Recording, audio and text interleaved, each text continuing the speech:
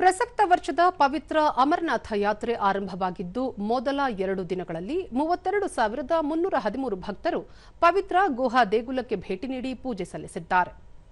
ಈ ನಡುವೆ ಯಾತ್ರೆ ಕೈಗೊಳ್ಳುವ ಯಾತ್ರಿಕರ 4ನೇ ತಂಡವು ಇಂದು ಮುಂಜಾನೆ ಜಮ್ಮುವಿನ ಭಗವತಿ ನಗರ ಯಾತ್ರಿ ನಿವಾಸದಿಂದ ಬಿಗಿ ಭದ್ರತಾ ವ್ಯವಸ್ಥೆಯಲ್ಲಿ ಪ್ರಯಾಣ ಬೆಳೆಸಿದೆ.